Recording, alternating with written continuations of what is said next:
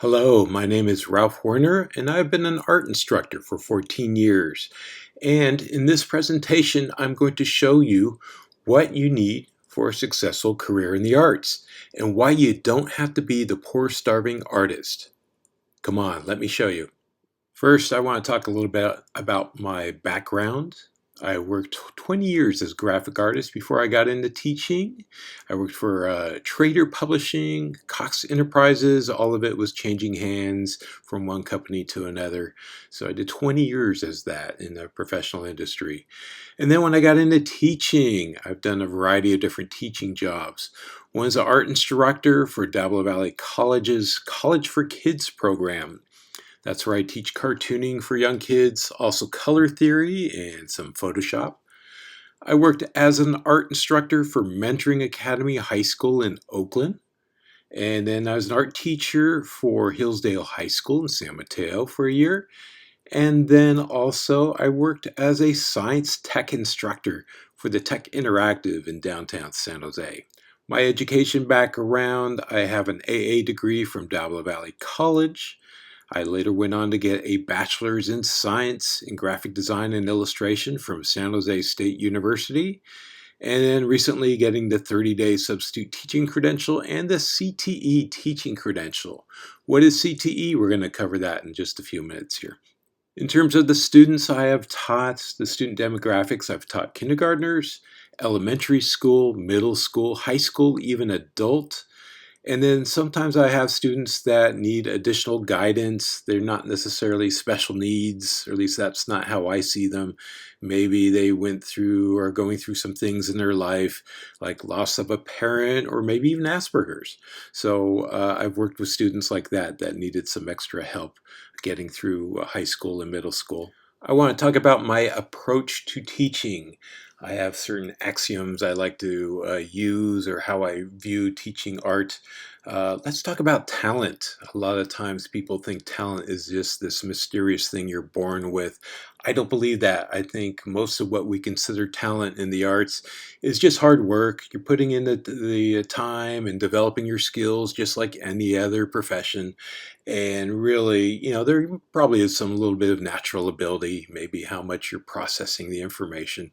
But the vast majority of what we see in terms of quality art is just people putting in the time and really studying their craft. And because of that, I believe everyone can learn art. So this is something that everyone can do, and I do teach it from that perspective. I also teach that art is not just right or wrong. I get some students that maybe come from the science world or mathematics, and they feel like answers are either right or wrong, black or white. And I don't teach it that way. I say there's a lot more shades of gray in there and different ways, more than one path to get to your destination of what you're trying to do with your art. It's also easy to look at your art and be intimidated by others and feel like, well, I'm just never going to be good enough or any of that. And I try to get my students to only compare themselves with themselves. Look at how you started, look at where you're ending, compare it there. We're not all going to be Michelangelo. We're all not going to be the worst artist out there. So the best thing to do, rather than getting intimidated and dealing with fight or flight when it comes to looking at other people's art, is just compare it with yourself. I also believe that art should be accessible. I've encountered times where art instructors have said you either have it or you don't. I don't believe in that. I think you need to make it accessible and not build this wall and gatekeeping art. You need to make it where you can communicate this to your students and make them know, like, look, present it in a way that they understand it. Part of that is I'm pretty informal in the way I teach it, so I try not to bathe a lot of the art teaching in a lot of language that makes it inaccessible. So I want them to relate to it. So I try to be informal how I teach it. It's also important to provide a variety of different projects. Someone that might be terrible at drawing might be really good at video editing. So I try to give a variety of different things that people can choose from. And especially, in the younger ages up through high school, you're trying different things. You're figuring out what you like, what you don't like, what you're good at. So I look at art, and the art class is kind of a buffet table, and you're picking out those things you like and can go back for more if you really are good at it. I also believe the best art teacher is not always the best artist. I've seen that with some people that are really good artists, but they're terrible at teaching. That's because they're not a good communicator. You got to be able to communicate and reach your students. So it's not about just being the best artist. Now, if you are really good at art, that shows you've developed the skills that kind of backs up what you're trying to teach. But you still need to be able to communicate and reach those students. Also, the last thing is, I realized teaching over 14 years is you have to have patience. People are still learning, and you just have to take your time and reapproach it and give them the time to learn. Everyone learns at their own pace. Everyone does art at their own pace. So you need to give them the time to do that and be patient. So, what skills do you learn with an art education, and how can you use that for a future career? So, let's talk about that. The benefits of art are relaxation, develops visual thinkers, personal expression, fundamental art skills, explore ideas in different mediums, whether you like watercolor, pencil, or digital. Get understanding visual techniques, how do you do this? How do you render something in pencil versus ink? There's understanding the visual language, learning about contrast and composition and balance and other things that usually might make something a good piece of art. And then there's art history. A lot of art was not created in a vacuum. It had, people, these artists were creating things while history was going on. So you have to study that and figure out what was influencing them, why they did this. So getting some art history background is definitely beneficial. But during my career of teaching art, I sometimes come across maybe a parent that says, hey, we get it. Yes, art. We want our students to take art, but come on, it's really focus on English, focus on math, focus on science, and art's just kind of a thing you do in the background. Well, I don't like to approach it there. I think art, an art career, and art education, it has value. So I try to incorporate other items in there besides what I listed before. It's more than just the creating aspect. So we deal with deadlines. How to work with deadlines is something we have to do as an adult in real life. Also, there's creative thinking and problem solving. Also, visual note taking. Many times we might take notes in a meeting just through writing, but some people might like to write something or draw something, and that drawing will maybe communicate more what needs to be remembered. Also, there's group dynamics, which is hugely important. In fact, one time I was teaching, came in and was teaching 3 or 4 students on a project, and the biggest thing I was teaching wasn't so much art, it's just how do you function as a team, group dynamics. This is something everyone's going to have to need to learn to deal with in a future career and whatever you choose, whether it's the arts or something else. You just got to learn to deal with people. And then there's troubleshooting, especially if you're dealing with technology. Rarely do things work perfectly, so there has to be time built in for troubleshooting, especially with technology in the arts, where don't assume you're done until it's finished sending and everyone's gotten it and said it's okay. You need to check your formats, check it's sending. There's a lot of technology and troubleshooting that needs to be done with technology and with traditional art too. Also, there's diversity in thinking, especially when I'm teaching art history. We try to do a more global approach, and not just global, but representation of many different people, because that's important. When you get out there and get a career and work in the world, work globally, or even in your own country or your own state, that you're going to be dealing with a lot of people from different backgrounds, and you need to be aware of that. You need to learn how to deal with that and be tolerant, and getting some global understanding will help you. So let's get back to that poor, starving artist stereotype. I've heard it my entire life. So you don't have to be. You don't have to be poor. You don't have to be starving. You can make a career out of this. You can make money. You can thrive and be happy doing this. So let's talk about it. Recently, I had my 10-year-old niece announce that she wants to be an art teacher just like her uncle. And the reaction from her mom was horror. She thought, oh no, She's going to be poor. She's going to be starving. She's going to be out of work. No, no, no, no, no. There's ways, there's things you can do to learn and not be in that situation. Part of that is planning for the future, especially with career technical education, CTE. So let's talk about that. We have programs here in the United States and specifically designed in California to help people along pathways to get to that career, to be aware of what they need to do, what kind of education, what kind of goals they need to do, what kind of focus they need to do to be successful and get a job in that career. So that's what CTE does. You're taking teachers that have real world teaching experience and getting them in the classroom and getting them to teach these skills and their knowledge and their experience and teach to the students what they need to do so they can also be successful. CTE has a bunch of pathways they have listed. A lot of it is very detailed, so I have quick abbreviated versions of it here. Ability to integrate visual elements, apply art skills to solve industry problems, analyze history, culture on art products, identify effectiveness of art products, explore impact, personal plan, analyze subgenres, understanding art elements, and technological awareness in art. This is really a generalized version of a lot of their pathways they believe will get you to your career. But I want to give you something that, from my own experience, that also is a little more direct in terms of the skills you need to be successful. I believe you need strong fundamental skills in art. Everyone should learn how to draw. They should learn how to compose. Doing these things will benefit you in whatever medium you choose to use to make your art. And then you need a strong portfolio. Well, how do you do that? That's just doing a lot of that work, and going to school will help you with that.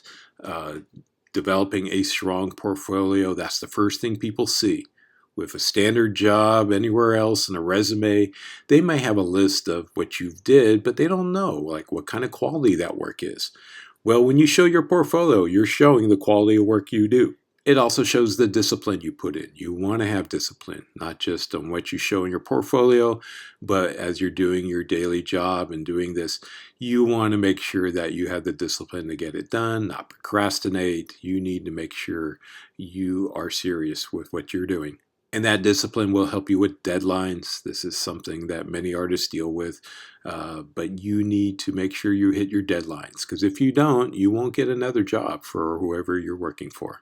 Also, you should learn to work fast. A lot of times it's about how quickly you work. Maybe you're not always doing your best work, but if you can get it there a deadline on time and get it done fast, that your employer will appreciate that. You also need to be up on your technology skills. It's always changing. It's changing very quickly.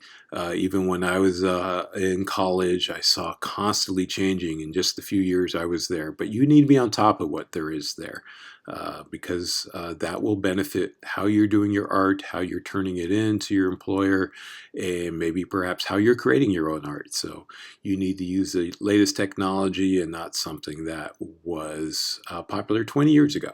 And then I'm really strong on stressing this with my students, that it doesn't matter how talented you are, and well, it does, but your talent and all these other things help you keep that job. But what I'm finding really helps you get your foot in the door and getting that job for you is your people skills and your networking skills. It still comes down to people.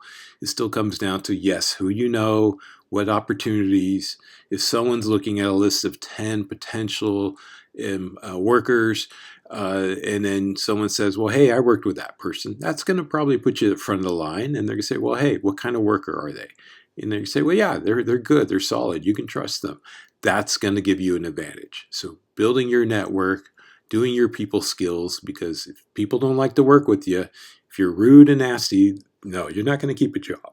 So you got to get those people skills down. And then there's always a debate in the art world. Do you really need an art degree or not? Do you need to go to art school? I believe you should. It opens you up to a lot of different things. It gets you to develop those networks and people skills. Certainly you can learn on your own, and it's just how much you are disciplined and apply yourself. But for many jobs, especially if they're hiring, they may not be coming from an art background. They want to see an art degree.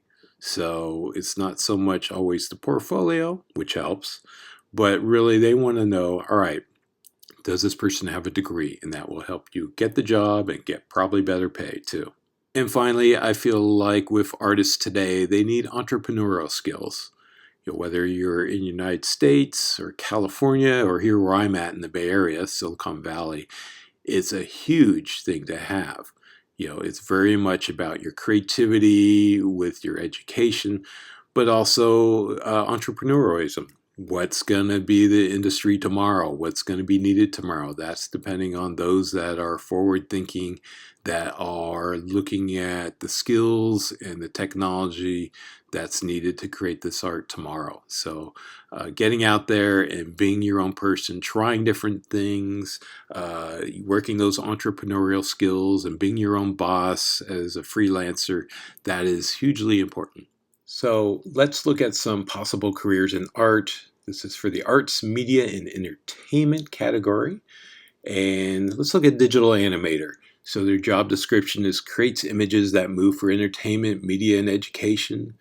You need strong drawing skills, focus on a subset of animation. So usually if you get into an animation program, you want to hyper focus on something like rigging, lighting, storyboarding, or something like that. And now a lot of modern animation is done with a computer, so you definitely need some computer skills. So it's recommended that you get a bachelor's degree in whatever school, preferably an art school or a school that has a strong arts program. Projected income, since it's not just about doing something that's satisfying, but we like to get something that we can earn money and get a proper living. So for projected income for a digital animator is about $99,000. So there you go. For a web graphic designer, the job description is designing visual content for the internet, skills in video, animation, social media platforms is needed. For education, you need up-to-date knowledge on technology platforms and the software. That's a must. And you probably should get a bachelor's degree for that too. Projected income for that is about $61,300. For artistic director, responsibilities are for the visual style and images in newspapers, product packaging, magazines, television, movies, etc. A lot of times with the artistic director, you've kind of worked your way up with doing the other jobs. So you're kind of the supervisor or manager overseeing the other creators. So you want to have that experience. And you definitely need a bachelor's degree for that. And since you're kind of moved up into management, you're going to get a projected income that's higher. So they project this at about $111,000. And a lot of these statistics are coming from the U.S. Bureau of Labor Statistics website and ZipRecruiter. And finally, for a commercial artist, you're the image creator for a company or you're freelancing. You'll need a strong drawing, painting, color theory, and knowledge of technologies for this. Definitely a bachelor's degree will help you. And then projected income is about a little over $68,000. So I want to talk about the skills I have to teach my students. I have both traditional and digital skills.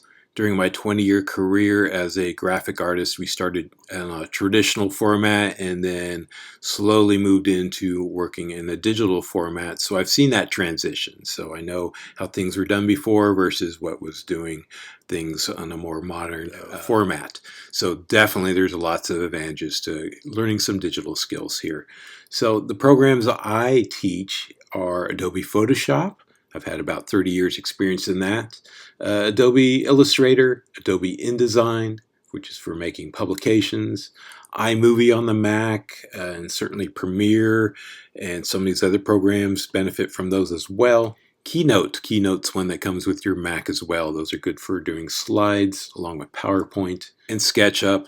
SketchUp's great for doing some simple 3D building, so you can build up to things like Blender and some of these other things like Maya. Some of these simple programs you can use for making your projects in school. So I have my students doing things from making movies, making a music video, video editing, doing 3D design, graphic design poster, logo design, making a comic book, color. You can do slideshow presentations, which will benefit you in your other classes, publication building, web design, photography, typography, animation, troubleshooting, and then digital terminology. So you know what terms you need to know. You know your RGB from your CYMK and things like that in different formats. For my traditional skills that I teach, under things like painting, I can do watercolor, oil, acrylic, and then teaching color theory, which is hugely important, will benefit a lot of the other works you do. Anything you do in color, you can benefit from a good course in color theory. Drawing is hugely important, so I teach that as well. Things like caricature, perspective, cartooning, shading, and inking. All these are important. And then within drawing, I also teach, learning how to draw the human anatomy, doing things like that. Most people want to learn how to draw people a lot better than they currently can, so I definitely focus on that. My approaches for creating this art is usually I use observational skills, so they look and learn to develop those skills of looking and seeing and how to draw what they see and slowing down and really absorb that information. Also, we look at memorized symbols. What symbols do we use in our head to draw things that maybe we don't have reference for? And then your imagination. Maybe these things we don't have reference for, that we're just creating something that doesn't exist in the real world. So we work on using your imagination to create these things. We have here some student work that shows the results of my teaching. We've had some very talented artists that come through my classroom that will do exercises like grid drawings to show you how to get a more accurate drawing. We'll observe old masters' drawings and new masters. There's a lot of great artists that are working today. And we'll look at different styles. We're working in digital or traditional. We can do things like a hybrid. We're using both methods to do that. So we've gotten a lot of different work done by a lot of talented artists. And finally, just a little bit about me, some of the defining features of who I am. I'm married. I'm a proud Gen X, and that's about as close as I'll tell you my age. And then I'm also an artist, so it's not just teaching art, but I create art on my own. Things I like to do, I like to spend time with my wife. I like traveling. I like reading. I like drawing. I'm an art history nerd. I like comic books, collecting them, and also making them. I love going to art museums, listening to music, especially 80s music, synthesizer music, and then watching old movies, especially old black and white movies. And then for my dreams, my dream would be to make art history comics. So I'm combining making art with teaching art and making it educational, talking about art history and making people aware of some of the interesting artists that have made art throughout the history of our planet. Also, I have a goal to visit every major art museum out there. So that is one of my goals. I still have to make the Louvre, which is a big check mark on my list I still need to do, but I've gotten to quite a few. So that's a little bit about me, how I teach, and the important things you need to become a successful artist and have a career in this business. It all starts with an interest in the arts. If you enjoy making art and want to make a career out of it, I hope you consider the pathways needed to be that successful artist. Thanks for watching, and I'll see you in the classroom.